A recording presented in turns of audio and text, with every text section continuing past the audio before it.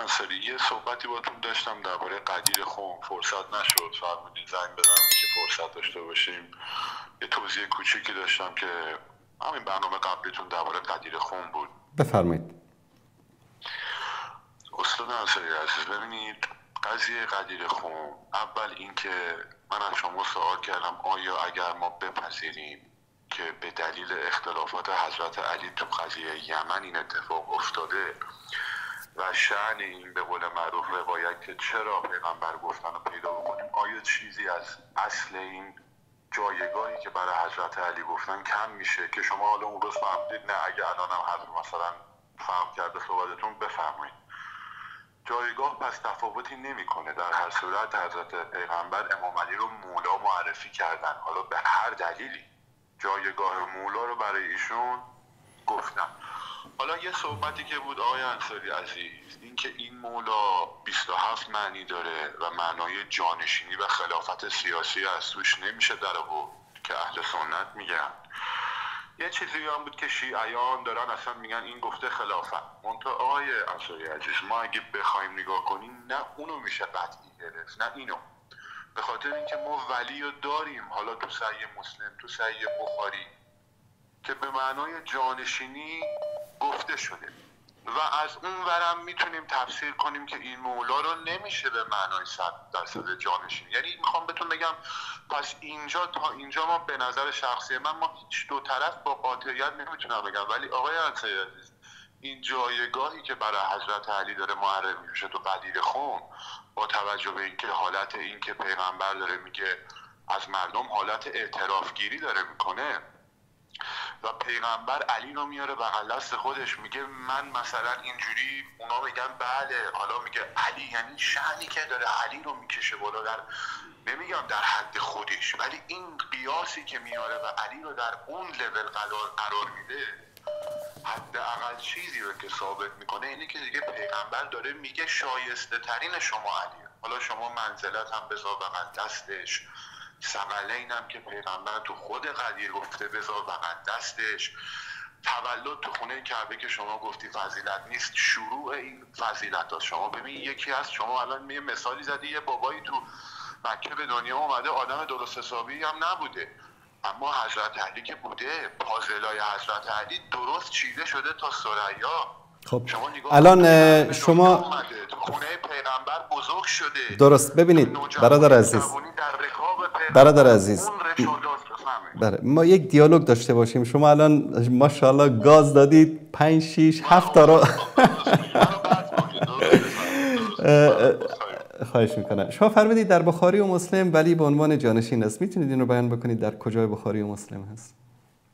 ببینید استاد انصاری چندین جا اومده، اون یه جایی که من الان تو ذهنم هست همون حدیث اختلافی هستش که عباس و علی میرن پیش عمر میگه که وقتی که پیغمبر، اصلا ادامه‌شو نمیخوام بگم، همین یه جمله میگه وقتی ابوبکر گفت من ولی رسول خدا هم، یعنی جانشین، اینجا دیگه علنا به معنای جانشین هم برای خودش هم برای ابوبکر به کار برده دیگه. این حالا یه مثالش بود، مثالای دیگه رو باید واقعیت پیدا کنم، ولی این چیزی که تو ذهنمه. درست. پس اینجا نگفته که علی مثلا جانشین پیامبر بوده؟ ببینید ولی الان توی مثلا اون صحیح بخاری، صحیح مسلم اینجا به معنای جانشین اومده. حالا من میگم اون ولی که پیغمبر در قدیر خون گفته اگه بخوای تو شک درست بکنی میتونی، منتها من میگم این قرینه ها رو شما کنار هم که بذارید دیگه مینیمم کم به این نتیجه میرسید که پیغمبر داره میگه که آقا شایسته ترین علیه. بعد جناب انصاری ما خودم که من حالا پر حرفی کردم نه من چرا به این دلیل من اینو خواستم بیان چون در ذهن بیننده این ایجاد نشه که گویا در بخاری و مسلم روایتی وجود داره که اشاره شده به این که علی رضی الله تعالی عنه جانشین پیامبر است و ولی است و کلمه ولی به عنوان جانشین ذکر شده.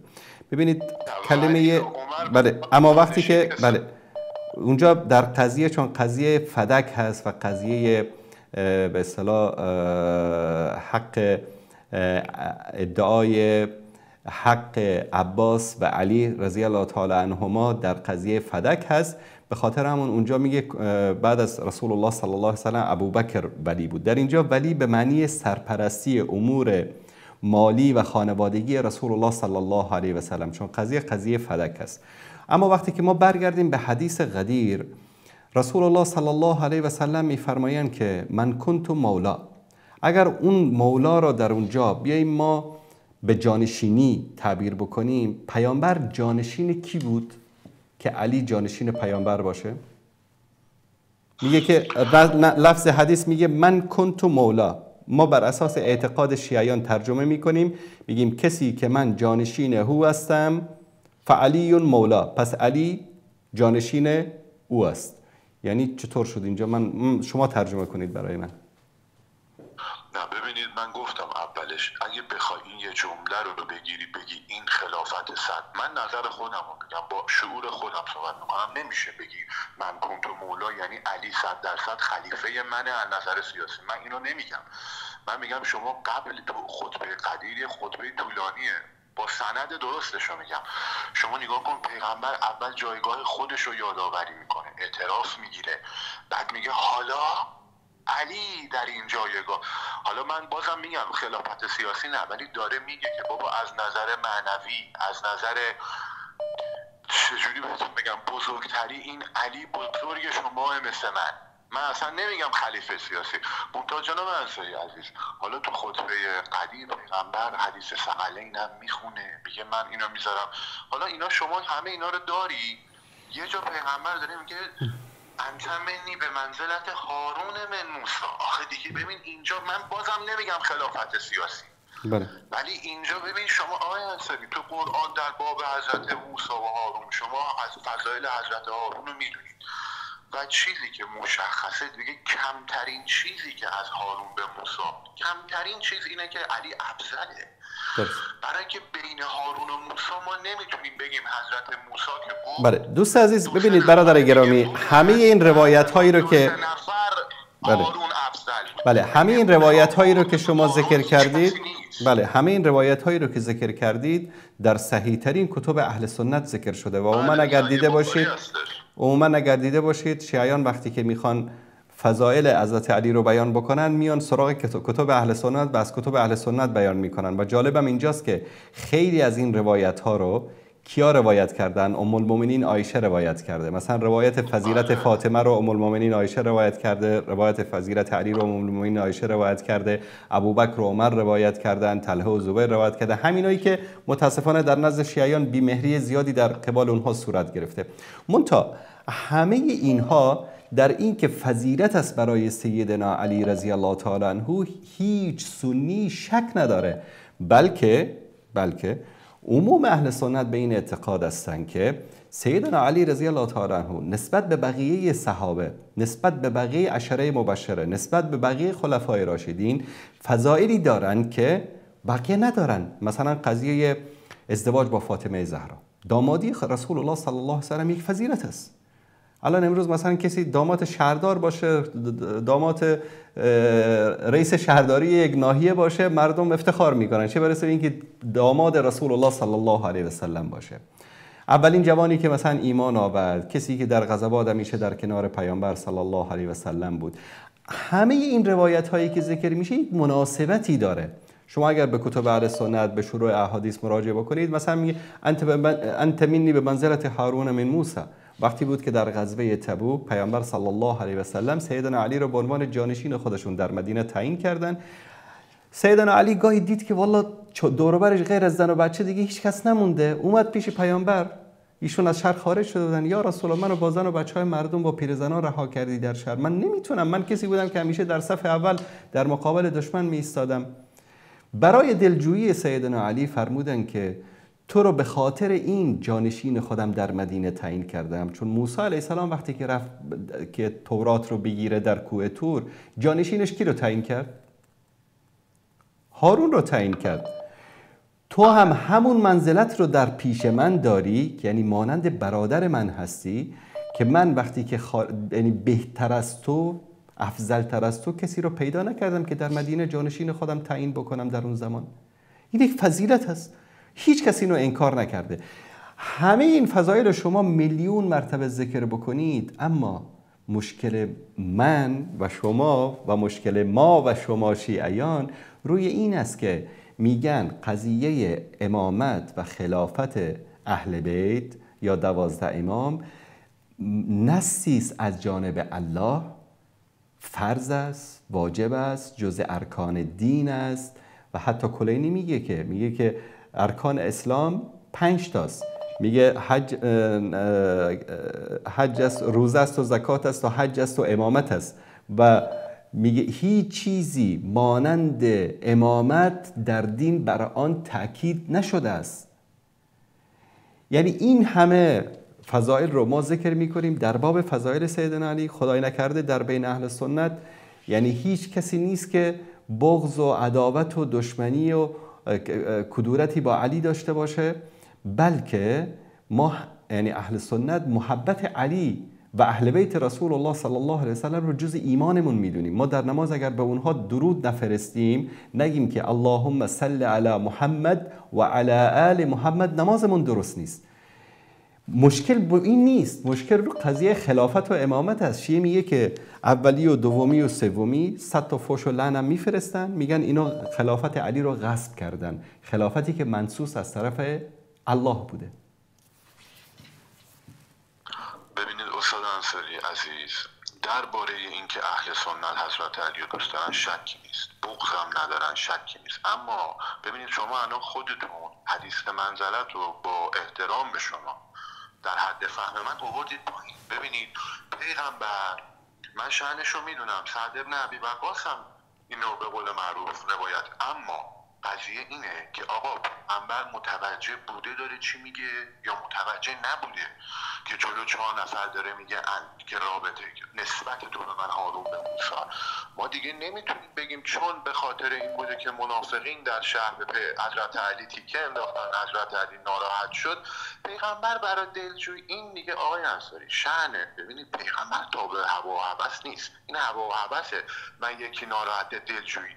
پیغمبر میفهمیده چی میگفته. پیغمبر گفته هارون به موسی، شأنش اون علت این که این روایت از زبان پیغمبر آمده بیرون نمیتونه این قضیه رو تاریخدار تا وقتی که مدینه است، کما این که اینقدر این حرف بزرگه که پیغمبر بلافاصله شبهه پیغمبری پیش نیاد برای حضرت علی، میگه اما با این تفاوت که بعد من پیغمبری نمیاد. یعنی پیغمبر میدونسته داره چیز حرف بزرگی میزنه، اما اونجا میگه که خب چی شما منظورتون اینه که مسئله امامت و خلافت رو مطرح کرده؟ نه ببینید آقای انصاری، این جایگاهی که برای حضرت علی تو پس چی رو مطرح کرده؟ الان مشکل ما و شما، پس ما شما مشکلی نداریم با هم دیگه. الان خدمتتون میگم، بفرمایید. من میگم حدیث منزلت به تنهایی شما میتونی به عنوان رهبری سیاسی قبولش نکنی، حدیث قدیر رو میتونی، اما اینی که یه عده‌ای از مسلمان‌ها حدیث منزلت رو دارن، حدیث قدیر رو دارن، حدیث ثقلین رو دارن، بالاخره تمام این مسائل رو دارن و از توی این استخراج بکنن که این امام اول بعد پیغمبر از نظر دینی حداقل بیشک اینو شما به عنوان یه توطئه حساب نکنید عزیزم. 1001 دلیل و مدرک وجود داره. نه ببینید یک لحظه من همیشه وقتی که فضایل صحابه رو ذکر کردیم میگن پیامبر صلی الله علیه و سلم یک رهبر واقعی بودن، رهبری که شخصیت می ساختند، رهبری که به مردم مدال میدادن. من از این فضائلی که در مورد صحابه ذکر میشه در روایت ها، در یک از برنامه به عنوان مدال هایی که یک رهبر واقعی شخصیت ساز به شاگردان مکتبش میده یاد کردم.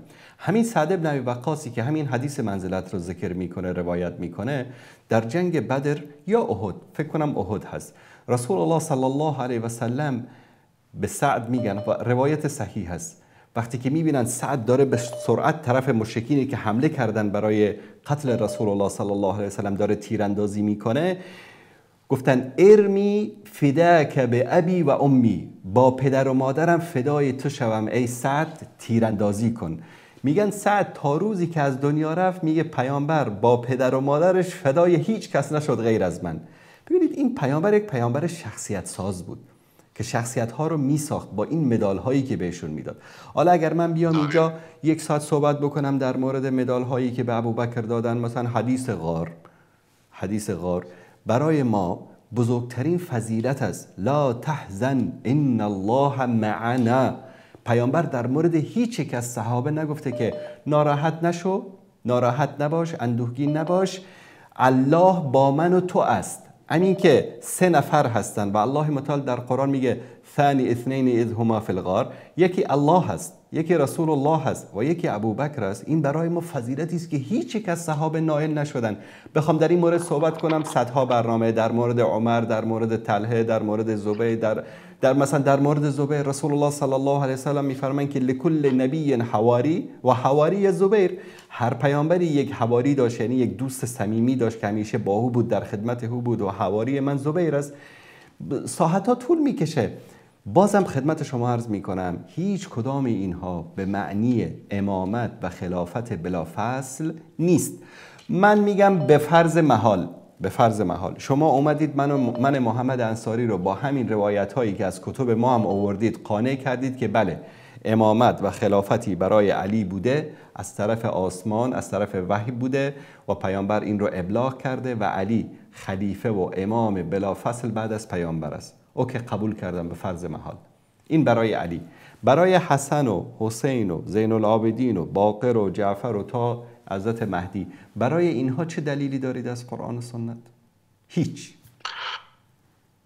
ببینید استاد انصاری عزیز، اینی که شما الان فرمودید حالا حضرت علی، من اصلا میگم شما بلا فصل سیاسی رو بذار کنار.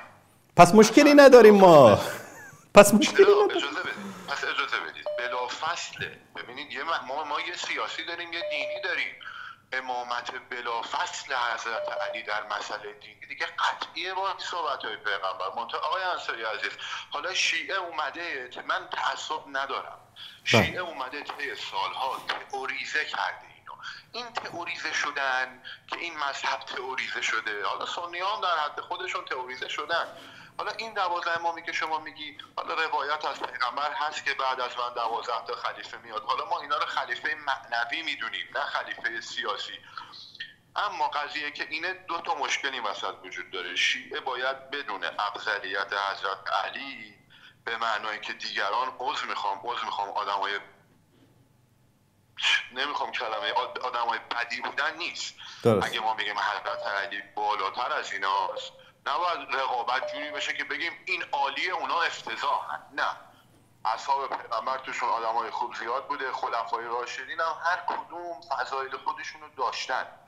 من حرف شما رو میپذیرم، اما فضایل من نمیگم، احمد ابن حنبل میگه، اصلا عقل میگه فضایلی که برای علی شمرده شده هارون اصلا تمام میکنه که ما باید بدونیم نزدیکترین کس به پیغمبر علیه، افضل بعد پیغمبر علیه. حالا اینا همه معنی خلافت سیاسی میده. میتونیم بگیم نه، اگه بخوایم ببخشید عذر میخوام معرفت به خرج بدیم باید بگیم اونم جز بشه، ولی اگه بخوایم بگیم یه شبهه‌ای وارد کنیم از نظر قانونی میتونیم وارد کنیم. اما مهم اینه که آخه خودشم بعد از این آقای انصاری گفته که من باید خلیفه بشم. منتها من دوست دارم یه جمله رو صادقانه به شیعیان اینجا بگم که ما باید بدونیم زمانی که ابوبکر انتخاب شد، سعد ابن عباده داشت انتخاب میشد. یعنی اینجوری نبود که حضرت علی اونجا باشه اینا بخوان از زیر دست حضرت عمر و ابوبکر خلافت رو از دست سعد ابن عباده در واقع کشیدن بیرون.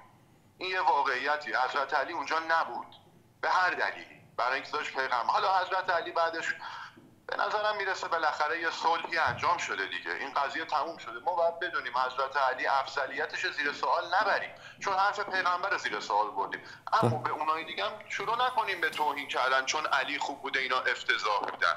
حالا این اگه شما صحبتی دارین بفرمایید. تشکر. ببینید من در یک از برنامه گفتم اگر قضیه برعکس میشد، مثلا در سقیفه بنی ساعده ابوبکری وجود نمی داشت و علی به عنوان خلیفه اول انتخاب میشد، یقین داشته باشید که امروز ما یک مذهبی به نام شیعیان ابوبکر می داشتیم که ادعا می‌کردند که ابوبکر افضل بود، باید ابوبکر برگزیده میشد. این یک چیز طبیعی است. امروز در هر جامعه‌ای که شما ببینید یک اپوزیسیونی وجود داره که از نگاه سیاسی اگر دولت 100% به مردم خدمت هم بکنه، همون خدمات دولت رو باید بد جلوه بدن تا که در 4 سال بعد 5 سال بعد در انتخابات اینها برنده بشن و قدرت رو به دست بگیرن. به نظر من و به نظر عموم اهل سنت اختلاف بین سیدنا علی و بقیه صحابه از ابوبکر گرفته تا معاویه، همه اینها اختلافات سیاسی بود، اختلافات در وجهات نظر بود. حتی شما قضیه امامت معنوی میگید، به طور مثال بیاید همین رو قبول بکنیم. باور میکنید در قضیه امامت دینی هم اگر که شما بپذیریم که سیدنا علی امامت دینی داشته، ما اهل سنت این جایگاه امامت دینی رو برای علی از شیعیان بیشتر دادیم. مثلا در کتب معتبر اهل سنت ما بیش از 1600 حدیث داریم از سیدنا علی رضی الله تعالی عنه. شما شیعیان در 4 کتب اربعه که دیگه اصل تشیع است، نه؟ در کتب اربعه همه روایت هایی رو که از سیدنا علی جمع میکنید به 600 روایت نمیرسه. الان شما برید پیش یک نفر بگید که ما شیعه علی هستیم یا شما شیعه علی هستید. اگر مسئله دین باشه، اگر مسئله دین باشه که علی امام دین بود، امام معنوی بود، امام در امور دینی بود، پس چرا مسئله غصب خلافت مطرح میشه؟ چرا حق علی رو خوردن؟ چرا علی نباید خلیفه میشد؟ چرا این همه سر صدا، این همه اختلاف، این همه درگیری به نام شیعه و سنی، این همه لعن و نفرین بر ابوبکر و عمر به خاطر چی؟ که آقا غصب خلافت کرده. ببینید استاد انصاری عزیز، اولا توهین به خلفای راشد اشتباهه. ببینید ما نقد میتونیم بکنیم ولی توهین نباید بکنید. 2 میلیارد قبول دارم، اصلا 2 میلیارد هم بذاری کنار، تو ایران 20 میلیون قبول دارم. ما نباید دل هموطن ایرانیمون رو به خاطر یه حرف زشت بشکنیم. منتها یکی اینه که خود حضرت علی بعد از اینکه ابوبکر خلیفه میشه حالا یه ناسازگاری میکنه، یکی خود این موضوعه که البته به نظر میرسه، میگم به صلح انجامیده شده، نمیشه اینو انکار کرد. یکی دیگه هم اینه که در هر صورت آقای انصاری عزیز، ببین من اگر بخوام یه چیزایی رو بگم شاید سنی‌ها خوششون نیاد. شما به معصومیت قائل نیستید، میگین قائل نیستیم هر کسی، ولی اگه مثلا من سمت بخوام 2 تا 3 تا انتقادی که از نظر منطقی برام جور در نمیاد مثلا از خلیفه دوم بکنم، سنی بر نمیتابه. حالا این چیزا یه چیزاییه که جمع شده، شیعه افراط میکنه، سنی هم تو یه جاهای افراط و تفرید هست. حق هم تو سنی هم تو شیعه. از نظر من در زمینه توحید سنی‌ها درست‌تر میگن، شیعه ها هم دارن. ببینید مقصد شیعه و سنی اللهه. شیعه 1-2 تا پیچ میزنه، سنی میگه این پیچی که تو میزنی اشتباهه، اون میگه آقا این پیچ نیست، این میانبره. حالا اون ولی مقصد یکیه. به خدا مقصد من، خودم فقط از خدا کمک میخوام، هیچ موقع از هیچ کس جز خدا کمک نمیخوام. عقلم اینو بهم میگه. ولی اون شیعه هم به خدا مقصدش خداه. 2 تا پیچ اضافه میزنه، قبول دارم، ولی اون میگه این میانبره، دلیل خودش هم داره. اینی که بگی اینا مشترک منصفانه نیست. اما من نگفتم، ببینید من همینطوری که شما بله در زمینه امامت و صحابه من نظرم به شیعیان نزدیکتره، نه اینکه بگم. برادر عزیز، من یک چیزی رو اینجا تصحیح بکنم خدمت شما. ما نمیگیم شیعیان مشرکن. شما شاید بارها برنامه من رو دیده باشید، من هیچ وقت نگفتم شیعیان برادران ما هستن. اما اگر شرک نورزند و به اصحاب پیامبر توهین نکنند و به اهل بیت پیامبر توهین نکنند، برادران مؤمن ما هستند. شما میدونید که ما دیگه اهل سنت تقیه نداریم که بخوایم والا به خاطر رضایت فلان الان حق رو بپوشانیم. برادران مؤمن ما هستند، بهشتی هستند، اگر اعمال نیک داشته باشند ان شاء الله وارد بهشت میشن. منتها طرف مقابل این اعتقاد رو نداره. طرف مقابل میگه تو اگر یکی از امامان رو انکار بکنی، تو اصلا ایمان به الله و رسول و کعبه و همه عبادات تو اصلا باطل است اگر به یکی از امامان اعتقاد نداشته باشی. ما وقتی میتوانیم به یک وحدت حقیقی برسیم برادر عزیز که از یک سری اعتقاداتی که در طول مثلا 12 قرن بگیم همینطوری مثل خوره، مثل یک سرطان در بدنه مذاهب اومده، بزرگ شده، امروز به حدی رسیده که همدیگر رو میکشن، سر همدیگر رو میبرن، همدیگر رو در مقابل دشمن تنها میگذارند، به همدیگر خیانت میکنن. به خاطر چی؟ به خاطر که آقا این شیعه است، این سنی است. اگر اینها رو از بدنه این مذاهب ما دور بکنیم، این بیماری های مهلکی که وجود داره، من فکر میکنم که شیعه و سنی در حقیقت هیچ مشکلی، چون من در لحظات پیش ذکر کردم، ما در روات احادیثمون شیعه داریم، ما در بین مورخین، در بین مفسرینمون شیعه داریم. یکی از کتب معتبر تفسیر اهل سنت که بهش استناد میکنن یکی از شیعیان یمن نوشته و جزء علمای بزرگ اهل سنت در تفسیر محسوب میشه. خود شیعه است، یعنی کی است؟ حضرت علی رو امام میدونه، حضرت علی رو برتر میدونه، حتی از ابوبکر و از عثمان و شاید از ابوبکر و عمر هم برتر بدانه. ما باش مشکلی نداریم. مشکل امروز در تکفیر است، مشکل امروز در طعن است، در لعن است، در فحش دادن است، در تحریک کردن احساسات است که جلوی اینها باید گرفته بشه و این قدم رو باید علما و دعوتگران شیعه بردارن، چون این مشکل در بین ما نیست، در بین اونا هست. اونا هستن که با بزرگان ما توهین میکنن. گاهی اوقات شما انقدر عمرتون رسیده از یک سنی شنیدید که مثلا از علی امام اول تا امام 12 به کسی توهین کرده باشه؟ استاد انصاری عزیز، اولا من به عنوان یه شیعه به شما میگم تو جامعه شیعه، آحاد شیعه، اگه شما میگید تو ایران الان 20 میلیون شیعه از هر چقدر کرد 99.9% یک قرون این حرفایی که سنی کافر و یه شایی قبول ندارن. من اینو به شما تضمین میدم که قلب شیعه اونان.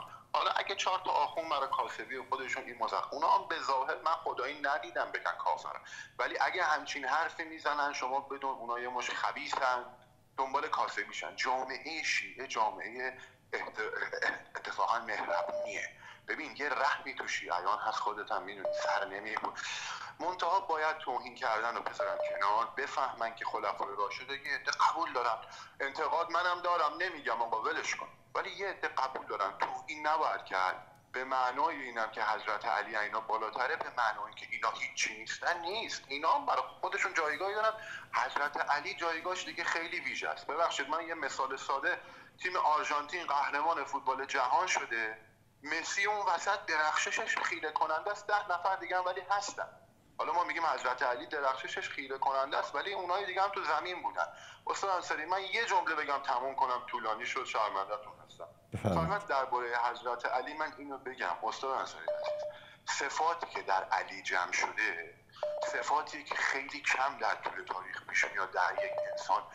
ببینید یک سری مسائل غیر قابل جمع در علی جمع شده. شما شجاعت و رشادت رو در قله میبینید در میدان جنگ و فصاحت و ریزبینی رو در صحبت و کلام در حد یک فیلسوف عمیق و ریزبینانه میبینید. این صفات عجیبی که در علی جمع شده، این فضایل زهد، شجاعت، فصاحت، علم بیکران علی در هر صورت من صادقانه بگم نه خداه، نه پیغمبره، نه اصلا در شأنیه که با پیغمبر، ولی بعد پیغمبر علیه. حالا اختلاف سیاسی، خلافت سیاسی ابوبکر اگه مردم اون زمان قبول داشتن قبوله، اما از نظر علم، فقه، فضیلت من نمیتونم از این بیام پایین، یعنی عقلم به اجازه نمیده. در هر صورت خیلی ممنونم، شما همیشه وقت در اختیار ما قرار میدید. زنده باشید، تشکر از شما. شب خیلی خوبی داشته باشید. سلامت باشید، تشکر از شما. زنده باشید.